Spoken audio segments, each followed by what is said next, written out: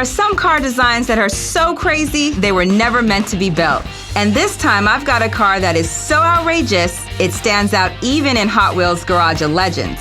So I'm hopping out of my drag car and into a car that set the stage for 50 years of Hot Wheels. A car that was never supposed to drive.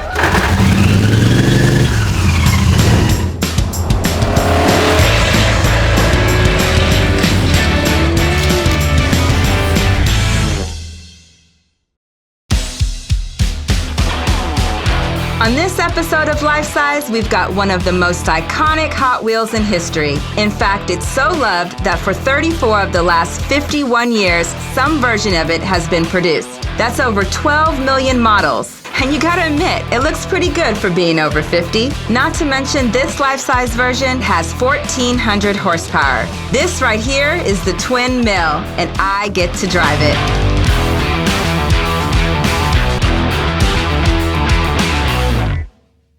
The Twin Mill is known for two side-by-side engines. This one right here has two 502 big blocks. You heard me right, two 502 big blocks, putting out 1,400 horsepower.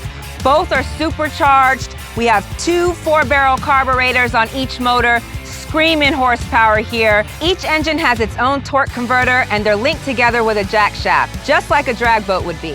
This car is not built like any other car out there. The chassis was custom built. Lots of love, lots of flavor in this ride. One thing I do know about Hot Wheels, they come in all types of cool colors, and this Twin Mill has been multiple colors prior, but I am loving the metallic blue wrap that's on it now. I know there's a question on everybody's mind, and that's how to get in. There's 3 ways to get in. There's a remote switch, my favorite. There's a switch in the license plate, and a window switch. Here's a fun fact. You see these redline tires? All Hot Wheels had redline tires back in the day. To learn a little bit more about that, I'm gonna go speak to an expert. This is Brian Benedict, the current head of die-cast design for Hot Wheels. He grew up with the Twin Mill and knows firsthand how it's inspired kids and designers alike. So I know you must have a ton of memories when it comes to the Twin Mill. Can you share some personal memories, one that really stands out to you? The Twin Mill was one of the most influential cars for me as a kid growing up. So in fact, here's one of the original 1969 castings of that car. I just remember thinking as a kid just how amazing that car was, and it really inspired me to become a designer. And so I ended up pursuing a career in design. I actually wrote a letter to Hot Wheels Really? Yeah, when I was 8. They sent me a nice legalese letter back saying that they couldn't take unsolicited design ideas. But which and now funny. Look at you. Yeah. In 3 words, how would you describe the Twin Mill? Oh man, that's tough.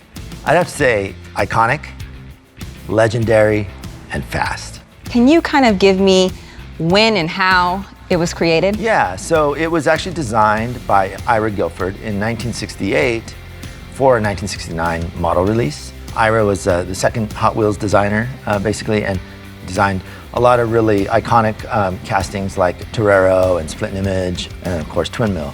Twin Mill being probably the most iconic, definitely the most iconic of his designs, probably the most iconic Hot Wheels design, really. Why was this the first full-size design built by Hot Wheels?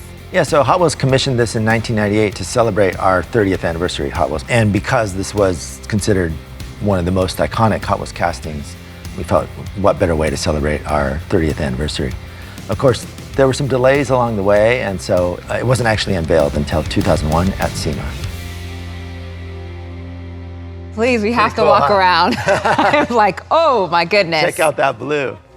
Crazy, so it's a metallic. Yeah, we call it Spectraflame. Nice. Yeah, our original die-cast cars back in 1968 began with this Spectraflame paint. It's really reflective, kind of a chrome finish. So we celebrate that with this car. This is amazing. I'm loving these huge vents here. Yeah, you mentioned the vents. I mean, you'll notice there's a lot of added details on the full-size car that aren't necessarily in the toy. A lot of that has to do with just making it a real car. In addition to vents in the hood, making this toy a drivable car means it needs headlights, reflectors, and a gas cap on the back.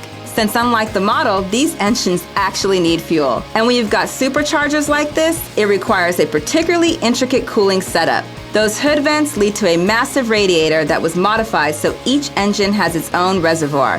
Whew, talk about a custom build. What made the twin mill so iconic? I mean, first of all, it's just amazing looking, right? Absolutely. I mean, it's such a cool design. That in itself, I think, makes it special and sought after. But I think that really the two most important things to me are, one, it really is timeless. The design itself, it doesn't really feel stuck in any particular era, right? The other thing is the design feels so authentic to the car world. So Hot Wheels really is the only toy vehicle brand that has successfully created its own vehicle designs that truly feel authentic to the real automotive world. I mean, Twin Mill in its original form as a toy felt like a real car, and as you can see, we built it as a real car, and it's legit, right? It is definitely legit. I've never seen anything like it. But now it's time for the true test. For a car as beloved as this, I knew I had to be extra careful while driving it. Also, I was told out here in the desert heat, cooling those engines would be tough, so I'd probably only get one pass. Had to make it count. The inside of the car is just as outrageous as the outside. It feels like an airplane with all these gauges. That's right, we've got 2 oil pressure gauges, 2 oil temps, 2 for boost pressure, and even 2 tachometers. We good to start up? Stand by. 1 second. Action fire up.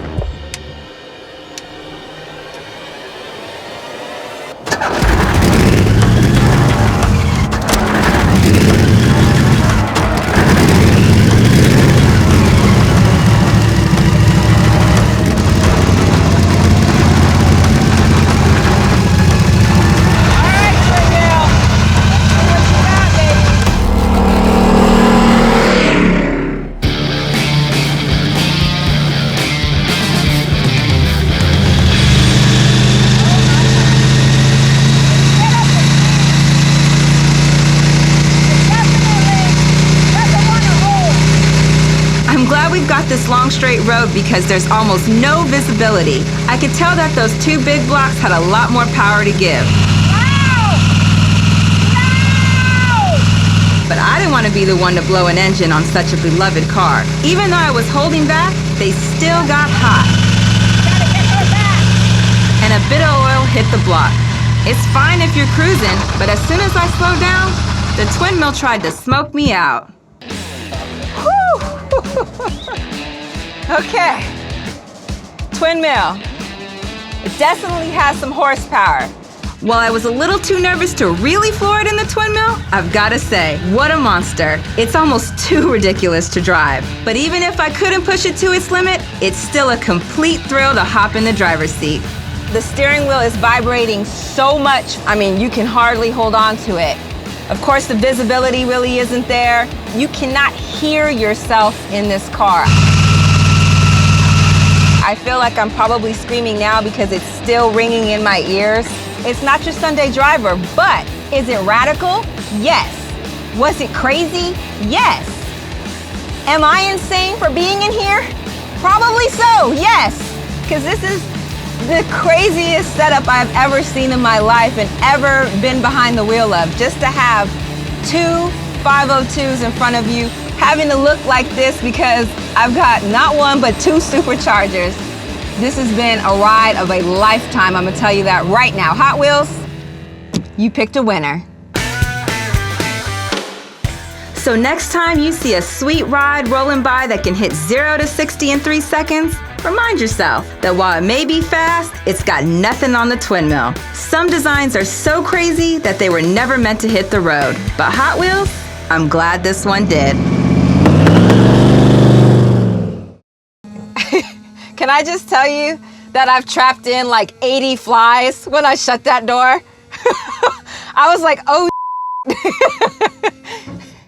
there was like 1 million flies in here.